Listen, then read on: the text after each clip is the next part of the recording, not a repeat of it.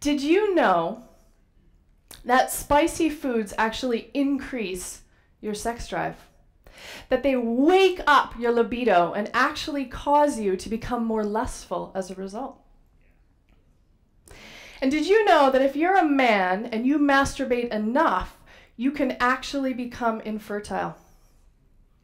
Not only that, but it can cause a slow degenerative condition that not only affects the man, but any offspring that he has as well.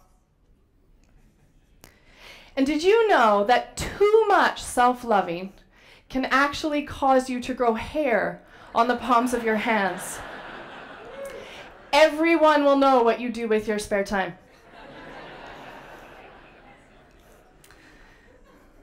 Okay, everything I just told you was a lie. Thank God. But it was not that long ago when people used to believe these things, and many still do.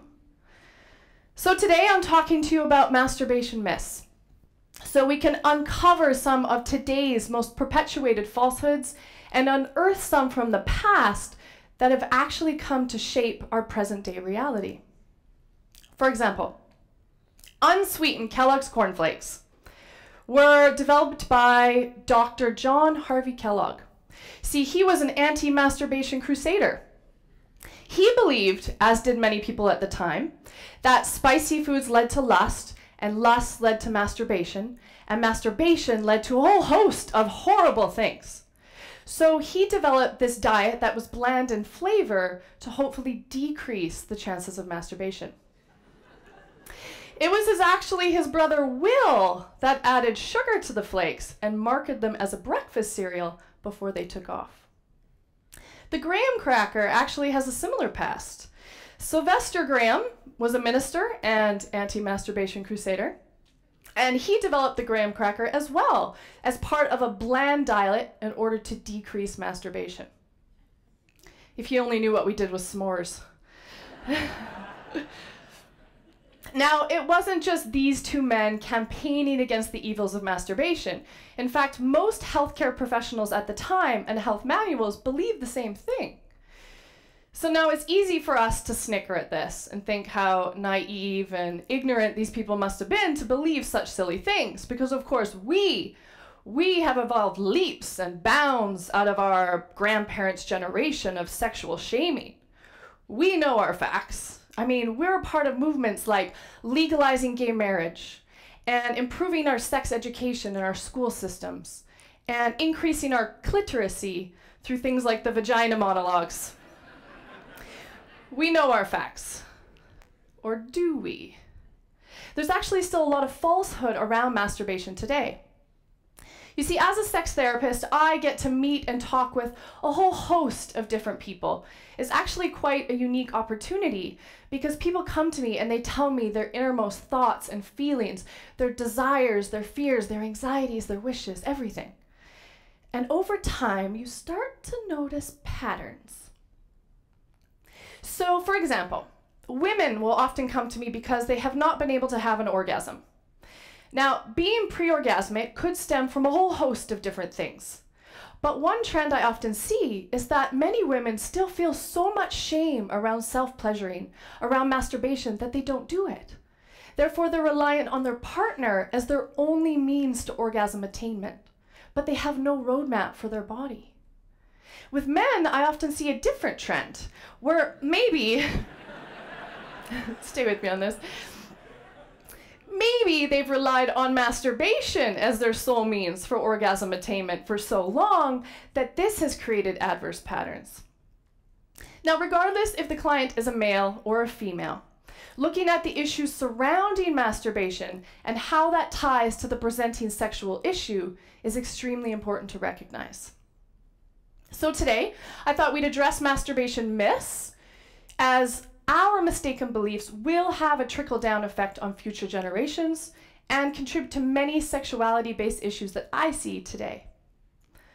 So let's do a little fact or fiction with our favorite pastime, shall we? Fact or fiction. Women who rely on vibrators or toys to masturbate will not be able to have an orgasm with their partner during sex. They will become dependent on it. That is fiction, yes. So some women do like more intense direct stimulation on the clitoral hood, which a vibrator would provide more so than a penis, yes. But that does not cause an inability to reach orgasm by other means. In fact, research shows that women who take the time to self-explore and learn about their body through masturbation are more likely to obtain an orgasm with a partner than those who do not. All right, fact or fiction? Those in dating relationships are more likely to masturbate than those who are single. That is a fact. So those in relationships are more likely or just as likely to masturbate than those who are single. Not only that, but homosexual behavior is associated with a higher degree or higher frequency of masturbation. Men masturbate more than women, older people less than younger people, African Americans less than other groups, non-religious more so than Christians, and the more educated you are, the more likely it is that you will masturbate. Fact or fiction? I think she's reading 50 Shades of Grey. Women, fact.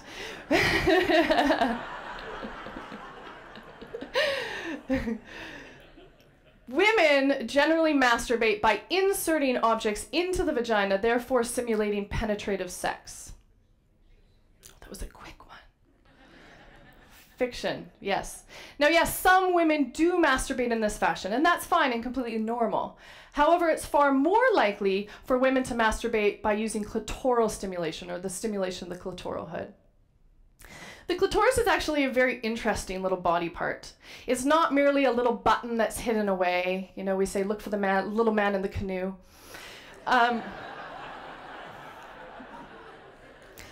It's actually a fairly large internal organ, and it is the only body part that exists solely for pleasure.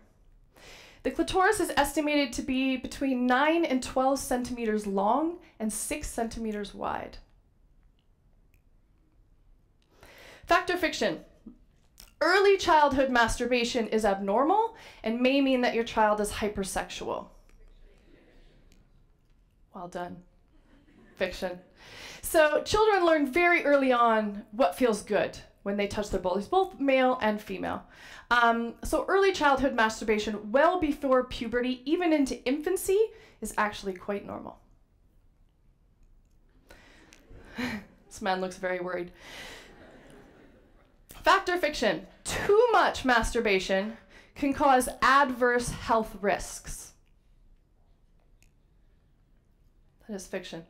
So the only health risks associated with too much masturbation would be allergic reactions due to lubricants, infections due to unwashed toys, or just skin irritation in general. Masturbation is actually the ultimate form of safe sex, and masturbation in fact,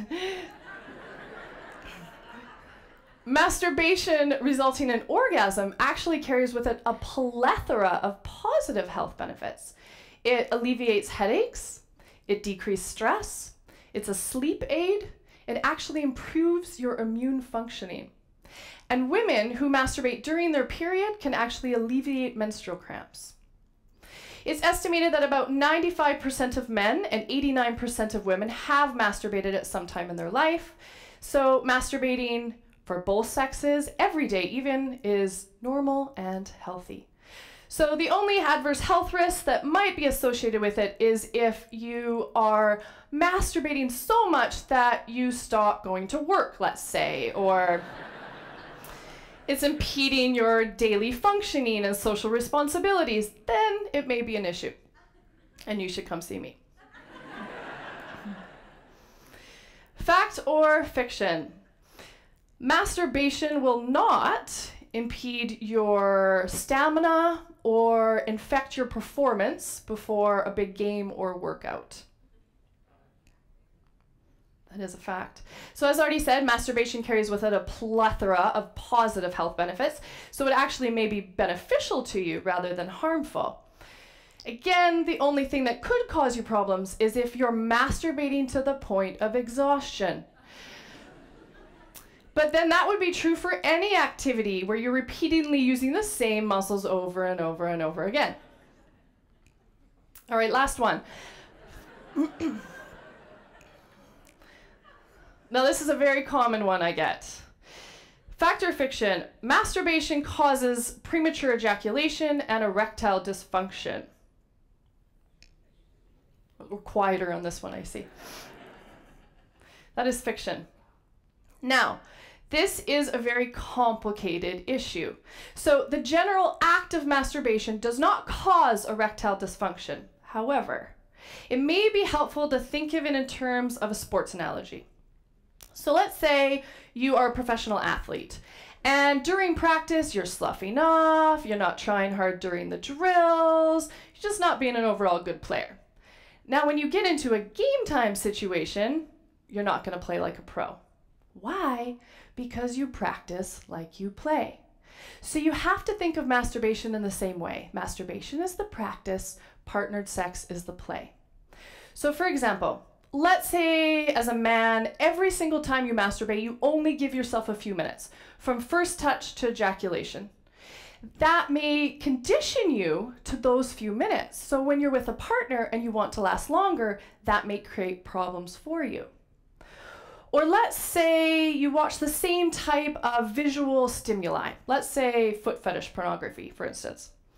And then you're with a partner who hates their feet, doesn't want you anywhere near them. That could create psychological arousal problems for you. So now, again, I'm not saying it's a cause and effect. What I am stressing is the importance of making your practice and your play as similar as possible, just like anything in life that you want to be good at. So now, I could stand up here and do the fact versus fiction battle all day.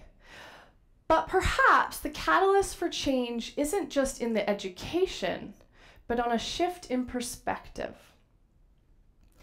Now, there's few people in North America today, at least, campaigning against the evils of masturbation like Kellogg and Sylvester Graham used to do. However, there's still a lot of negativity around this one word or this one behavior that we have in our society today. So if we think of all this negativity around this one thing, how do we break free of these perpetual cycle of fear-based myths? We just keep creating more. I mean, the Roman Catholic Church still holds that masturbation is sinful, so many Catholics may not masturbate or feel guilty about masturbating because of that. And many children inherit negative views around masturbation from their parents. Now, speaking to the guilt, when I was younger, I did something that I probably shouldn't have. Now, I was really worried about getting caught.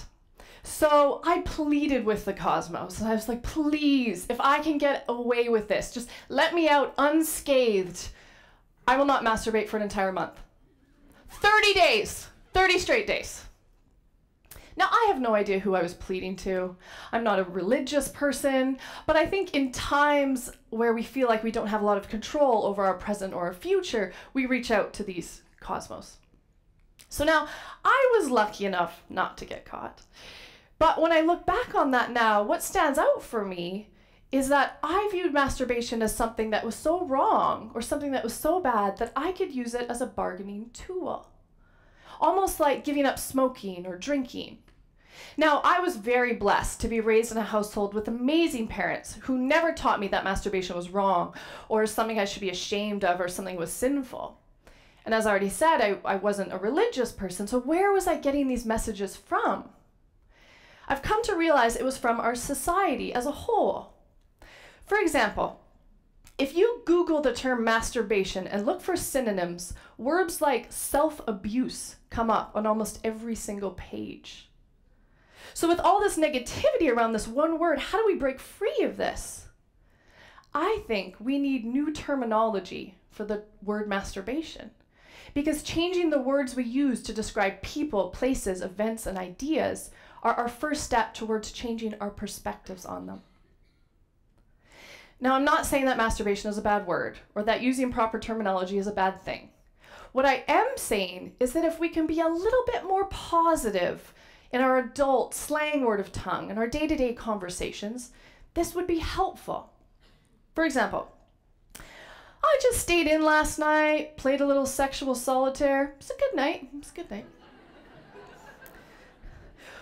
Or I asked Jenny to come out with me, but she said she needed, a little me time, a little self-relaxation therapy, She was having herself a one-some instead of a threesome. Sounded great.